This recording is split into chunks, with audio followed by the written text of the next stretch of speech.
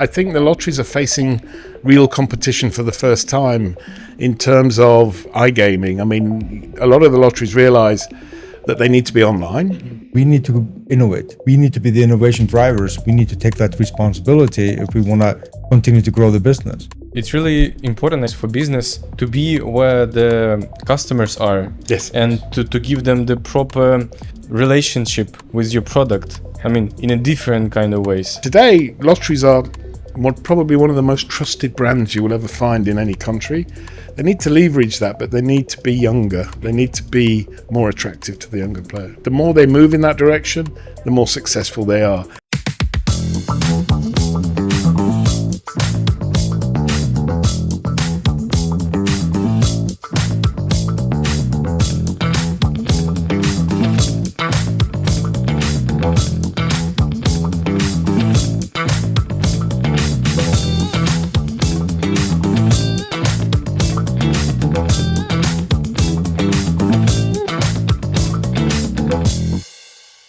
So, gentlemen, the very first question that I have for you, it was, to be honest, the second in my list, but I would like to ask you at first, how would you compare the lottery market with iGaming industry? What are the key difference in such an environments that you can see? Speed? Yeah, I mean, it's lotteries are more conservative. They take forever to make a decision. Yeah. So they worry about image, they worry about how the regulator sees them. So they will analyze everything to death. Mm-hmm. When there is a new game, when there is a new process, they do a lot of testing, they do a lot of controls. And most lotteries hate to be the first. They don't want to be the first. Let somebody else be the first. And if everything goes okay with that other lottery, then we'll do it. But you do have exceptions, like, you know, the Norwegians, for example, in our case. They're a lottery, but they also run casino games. So they do both. And for us, and for other operators in the market, and for other, shall we, suppliers in the market, usually getting a customer like Norsk Tipping is ideal because it helps you get in. I see. Yeah, I think it's like what Frank said. Like it's they don't want to be a last mover. They don't want to be a first mover. Whereas maybe in iGaming, you see, let's say, an operator that trying to differentiate will jump on a new title from Evoplay or someone else to be the first movers to get an exclusive. Whereas in lottery, it's like, okay, I'll let this guy fail first, or like, you know, test the subject matter first, and then the market kind of comes chasing afterwards.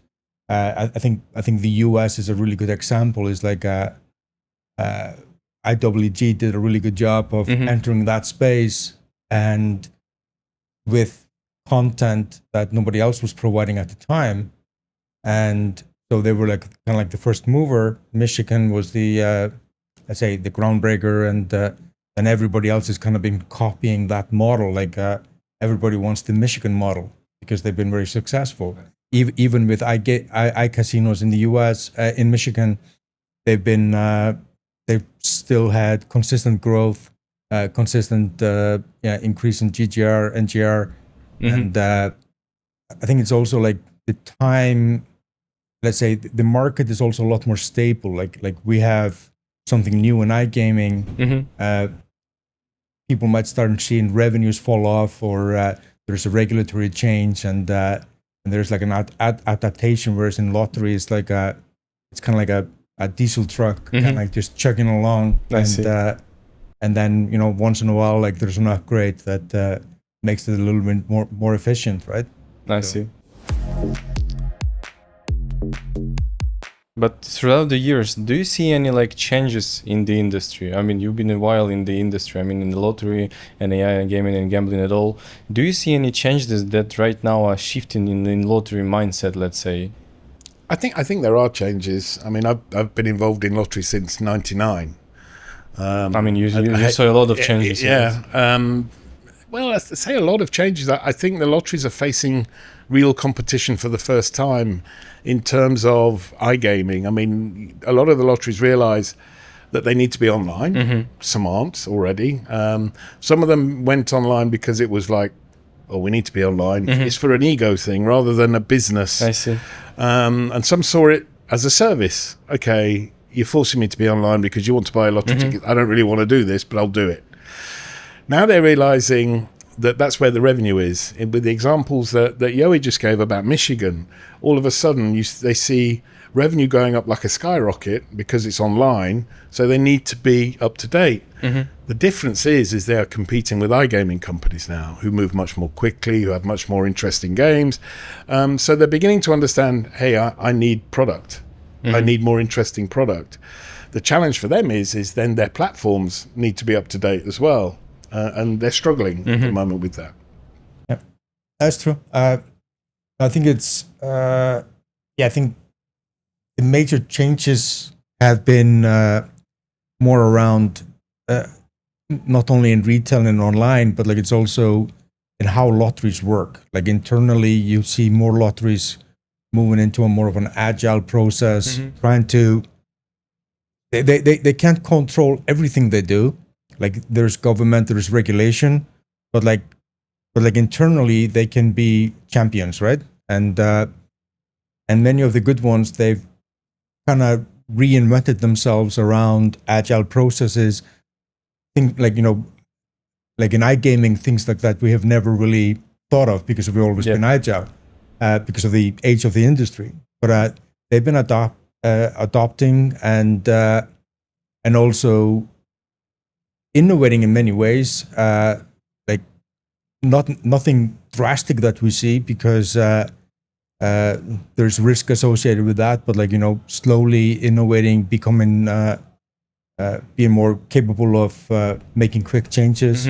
Like my company, we built a product just to allow lotteries to introduce new number games without the 6-9 month processes that take them on existing systems. So it like our business case is to allow them to be niche, allow them to be agile, and surprisingly, like I thought that would be like a small piece of business for us, but it's actually turning out probably to become our future driver, right? So that's a good one. Let's see at us right now, at you as an expert and as an advisors for lottery industry, right? What could you advise to lotteries, to implement into their business, or maybe some strategies or tactic moves, just to be, in line with the speed of everything around them? They need to get closer to the regulator. The lotteries are very subservient to their regulator. They tend to listen and do as they're told. Whereas in the industry, in the iGaming industry, there's a lot of pressure directed at the regulator by the industry to say, look, we can't operate under these circumstances. You need to be more flexible, because if you're not more flexible, then you drive players to go to the black market, because that's more interesting. And lotteries don't do that. They need to be more like that. They need to be more, guys, to the regulator, and often their regulator is the state. They need to go, if you want us to generate more revenue for the good causes, you need to help us by taking off some of the handcuffs that you give us, that you don't allow us to do. Okay, lotteries are very intensely responsible gaming focused, to the point where they will often slow down games, reduce the RTP to make sure that players don't play too much. But the reality is the player will play where he can play. So instead of playing at the lottery, he'll go and play at some other more casino-focused enterprise. So indeed, I mean, for me, they need to get to the regulator and ask the regulator to allow them more flexibility. Maybe not quite the open book that they get with the commercial guys, but more flexibility. It's a good example that you said about conversation between lottery and regulator, because I think online casinos have a lot of conversation with regulators. I mean, they given an ideas how these regulator points should look like for them to make more taxes, make more money, and so on and so forth, to move forward together. Yes. But like you said, lottery not doing that. No, and they do as they're told, which isn't always the best thing. So some of the good ones is like if you look at we are in the online instant space, right? Many lotteries, when they were writing online legislation, they would write, okay, you print 1 million scratch cards, okay, you can take that online. So we started doing depleting pool. Other lotteries that actually were having a conversation with the regulator went to the regulator and said, hey, we can make this RNG based because theoretically, like, we don't need to digitally print 1 million tickets to do this. RNG gives us the same odds, and they were having that conversation with the regulator, like, on not trying to influence them, just saying, hey, this makes more sense, makes more business sense, and the good ones that actually have that conversation, they have more of a capability to innovate or bring new products to market, because they are having this consistent communication with their regulator, sometimes the government, and that kind of allows them to flourish a little bit better than other ones. Other ones don't have the conversation, or like Frank said, like, just do what they're told, and that kind of starts limiting innovation into a box. How do you see it? I mean, right now we can theoretically talk about everything, right? Yeah. But it can be fairy tale only between us, or we can just tell that this is the action plan for you as for our partners, and we would like to suggest it for you, just to advise it to you to do. I mean, what like a few steps you will refer on that? Again, I for me, if the lotteries are not more proactive with their regulator. What I can see happening is the regulator saying, okay, you guys go over there with your lottery, with your pick 6 numbers and your scratch cards, but the commercial guys are over here, and we get much more tax revenue from the commercial guys, therefore we'll separate you so that you don't confuse each other. That will be the end for the lotteries for me, because let's be honest, pick 6 numbers and wait a week for the result is really not interesting, especially to the new generation of players that are coming through, the Gen Zs and the Gen Alphas, which are coming through shortly. I mean, it really is a case of either they move and become more dynamic, or they'll become irrelevant. And most lotteries know this. So they are working hard to try and change things. My view is they need to move more quickly. Yes, the regulators are pain, and yes, they're more focused on responsible gaming, but I think you can do both. You can still be responsible and have more interesting games for the players. That's right. I think it comes down to like simple things like sign up flow. There's certain measures. Let's say if you're an online casino, you need to check your responsible gaming limits and sign off for certain things. But like, if I just want to buy a $6.49 ticket, make it easy. Like, make it Amazon checkout, right? Like, I'm not gonna buy 5,000 euros worth of $6.49 tickets, and you can limit that. Like, you can say, okay, through this sign up process, you can spend max 100 euros a month on lottery product.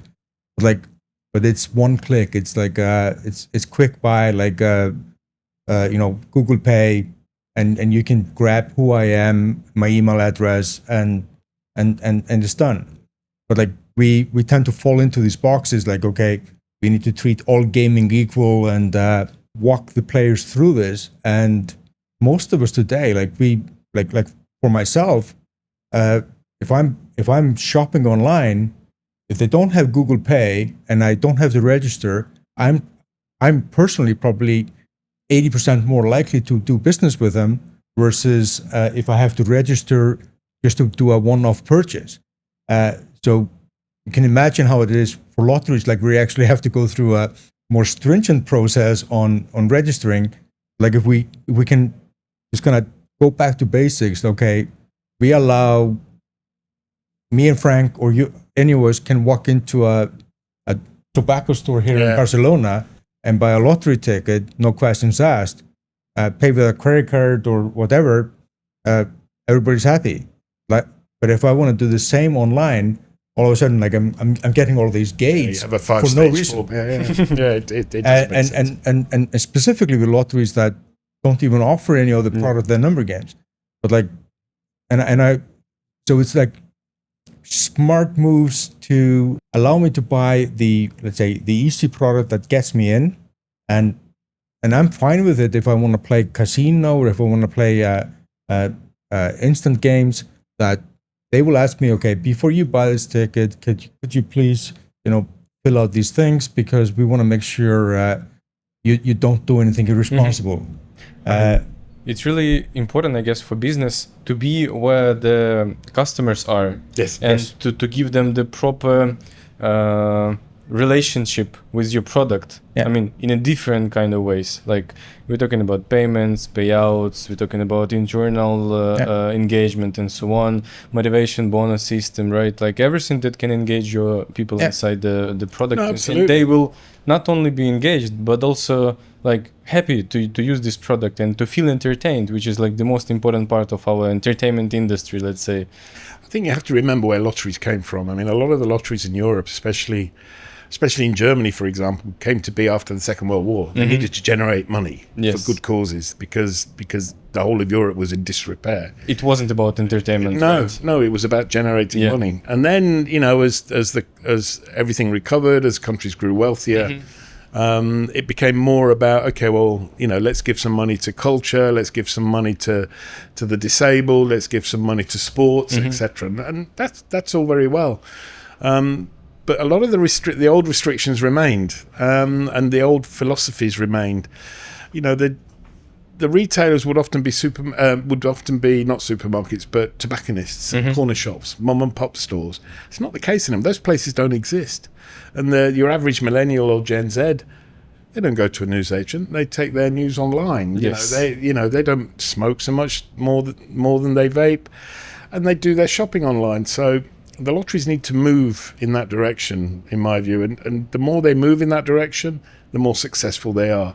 They need to present a much younger face to the players. Today, lotteries are probably one of the most trusted brands you will ever find in any country. They need to leverage that, but they need to be younger. They need to be more attractive to the younger player. It was my next question about millennials, Generation Z. They are like a huge, a significant consumer demographic, right? How can lotteries can attract, and which is more important, how can they engage these people like during the, let's say, session? I think it's like a company like us. We need to innovate. We need to figure out what is the path, because if that generation is not going to buy a number game ticket, okay, is there a different number game ticket that we can provide them, or is there like a nice crash game like you guys build very well that makes sense for them, that works inside of the lottery model? We need to be the innovation drivers versus like a bureaucrat running a lottery is not necessarily going to do that, but like we need to take that responsibility if we want to continue to grow the business. Absolutely. That's right. I mean, the lotteries are not experts in online. They never have been. They rely on people like us to tell them, point them in the right direction, say this is what you need to be doing. A lot of the lotteries use the same 3 technology providers that they've used for the last 20, 30, 40, 50 years. And these 3 technology providers, because there's not a huge competition, there's no need for them to advance technologically. So they're a little bit out of date, a little bit behind what's going on in what I would call the real world. So the lotteries are also behind because they're so risk averse. They won't take a risk and go with a new provider. So it is up to us to show them the way. How does a lottery attract a Gen Z? Maybe their prizes should be scholarships to universities. It's kind of that it's kind a good way. That kind of stuff. They need to be more creative. Definitely. Thanks a lot for joining me today with such an ideas and sharing your opinion about everything that's going on. Let's go play some games. Yeah, exactly.